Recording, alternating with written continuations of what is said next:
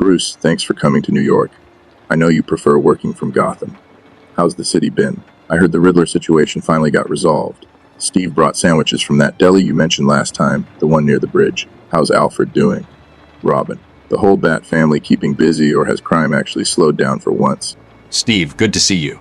Gotham's never slow, you know that by now. Riddler's back in Arkham where he belongs. Alfred's doing well, sends his regards.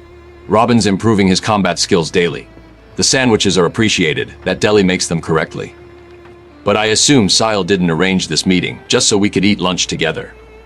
What's the situation that needs both of us? Always straight to business with you. Fair enough.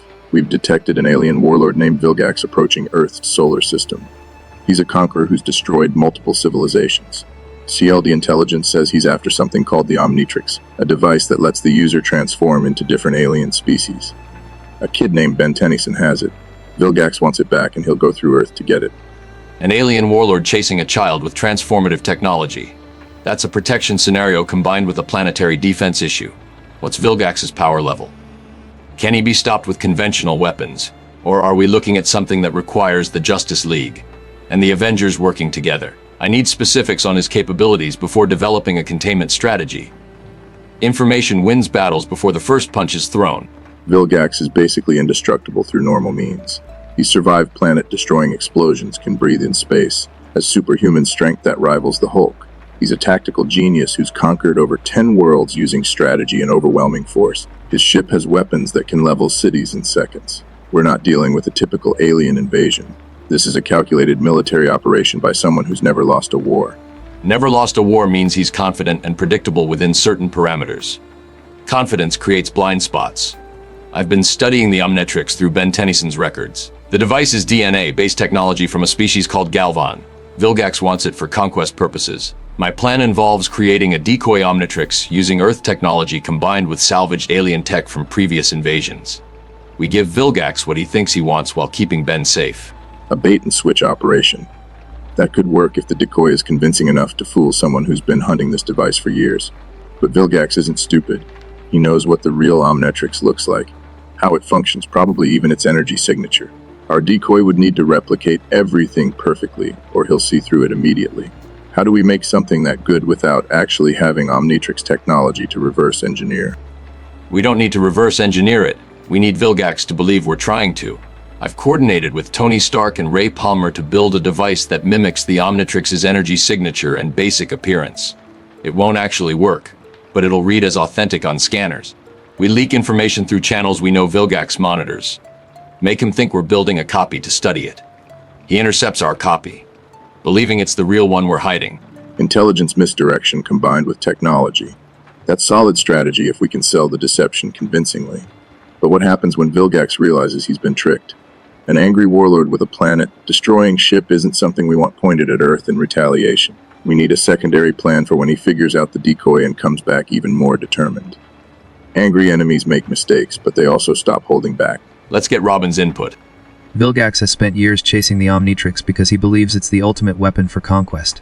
But he's so focused on the device that he's forgotten the person wearing it matters. Ben Tennyson has defeated Vilgax multiple times not because the Omnitrix is powerful, but because Ben is creative and unpredictable. Vilgax expects military tactics and brute force. He doesn't adapt well to chaos and improvisation. That's his weakness. We use his rigid thinking against him. Robin's right about Vilgax's tactical rigidity. Military conquerors often struggle against unconventional approaches. We've seen that throughout history. If we can create situations that don't follow standard combat patterns, situations that require adaptation rather than overwhelming force, we can keep him off balance. Combined with the decoy operation, we create multiple layers of confusion. He won't know which threat to prioritize, which is the real attack. While Vilgax is pursuing the decoy Omnitrix, we execute simultaneous operations targeting his ship's systems. I've developed a computer virus specifically designed for Chimerian technology. That's Vilgax's species.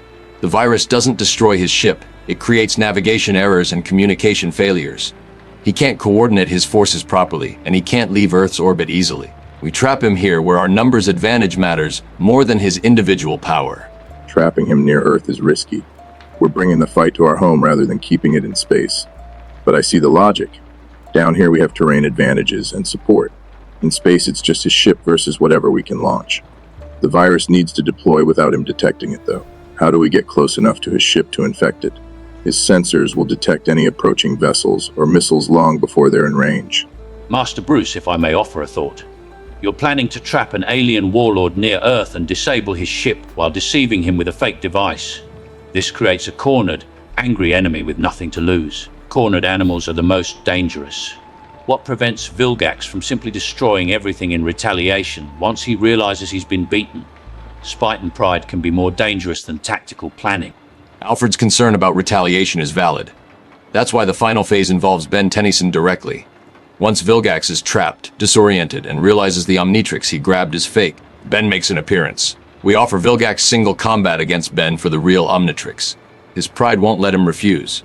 Warlords like him need to prove dominance personally. While they fight, we evacuate civilians and prepare containment. Win or lose, Ben keeps Vilgax focused away from civilian targets. Using a kid as bait doesn't sit well with me, but Ben's fought Vilgax before and won. He knows the risks, and he's volunteered for this.